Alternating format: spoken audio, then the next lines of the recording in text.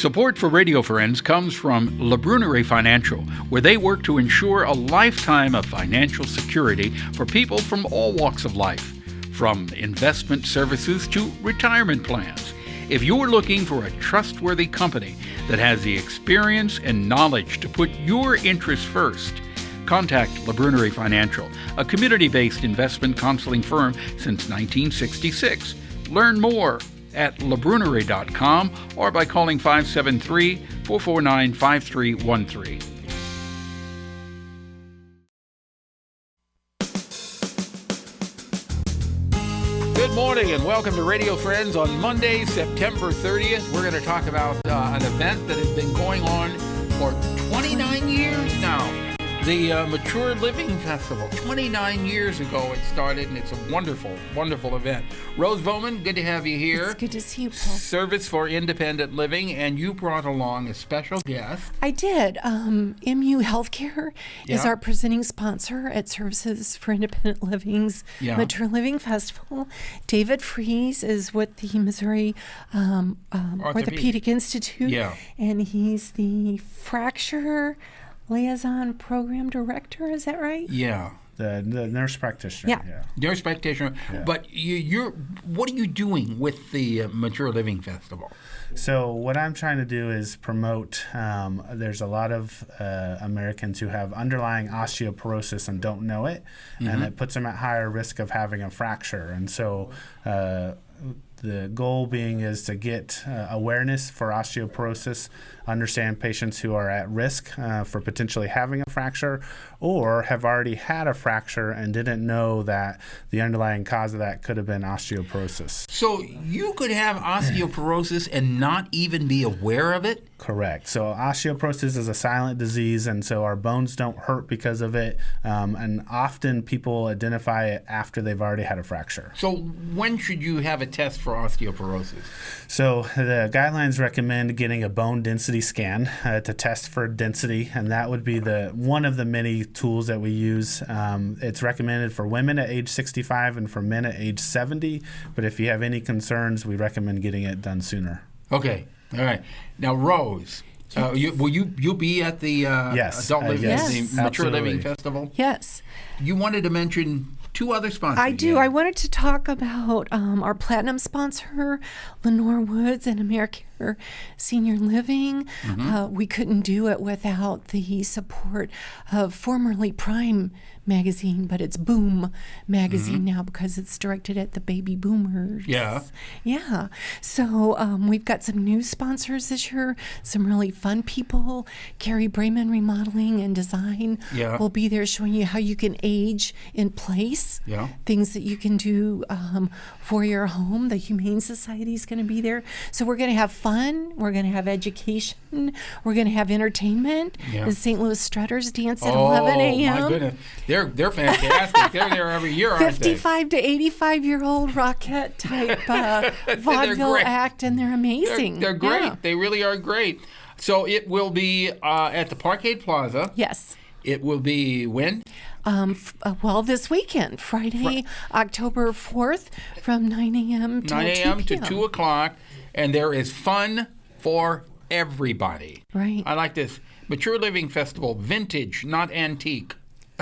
Yes, I like that. Much. I'm not antique. But anyway, mark it on your calendar, October the 4th, Friday from 9 a.m. to 2 o'clock. Thank you. And we'll have other clinics from MU there as well. Okay. All right. Thank you very much for coming by, and best of luck. All right. Thank you. Appreciate it. All right. September is Childhood Cancer Awareness Month. And even though we're at the end of September, we want to talk a little bit about it. I want to introduce you to a child life specialist from MU Healthcare, Christina McHenry. Good to have you here, Christina. Thank you. Thank you. Good to be here. You work with the kids over at Women and Children's Hospital, right? That's right. Now, when you talk about young people, children dealing with cancer, that's a tough subject because you don't think of kids. Kids shouldn't be sick. They should have a runny nose or a cold, but they shouldn't have to deal with cancer. But the hard fact is that some do. You're over there to try to make that experience in the hospital as pleasant as possible, right? That's right. Mm-hmm. How do you do that? So, in my job at the Children's Hospital, we just use a lot of our resources. We have pet therapy, we have music therapy.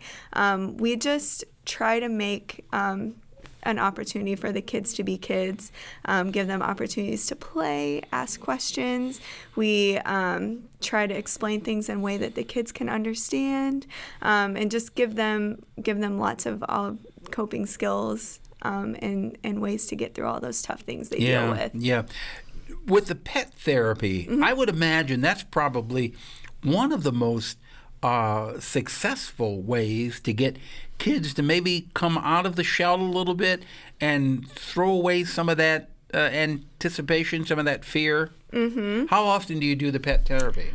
So pet therapy comes multiple times a week and on the weekend, but we also have a facility dog who is actually an employee of our hospital. Oh, that's nice. His name is Link, and he comes around and can help kids just, feel at ease. It's a familiar thing.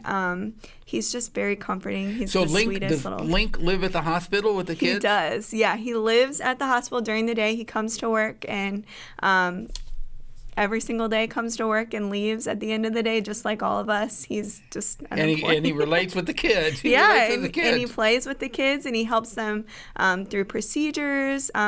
He even helps them with goals as far as walking or moving. He can help motivate them to do things like that.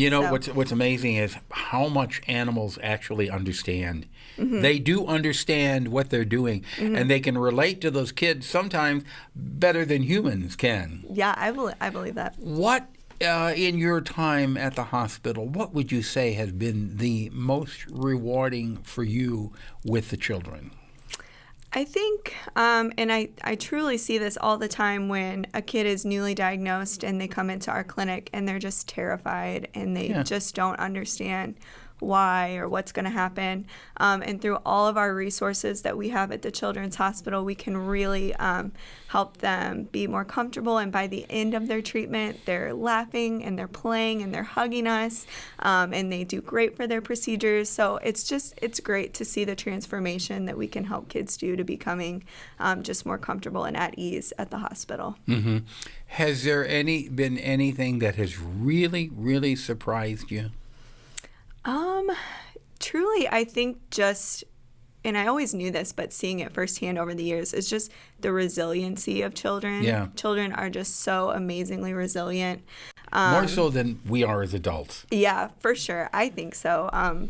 They're just so tough and resilient, and truly that's just amazing to see. Well, we appreciate everything you and the entire staff are doing at MU Healthcare. Really a wonderful group of people, the entire organization. Mm-hmm. And our hats are off to you. Thank you. Thank you so much for coming by, Christina. And of course, for more information, you can go to the MU Healthcare website. MUHealth.org. MUHealth.org. Thank you. Okay, Eric shaking his head. Yes, I got it right this time. We'll see you tomorrow. Bye-bye.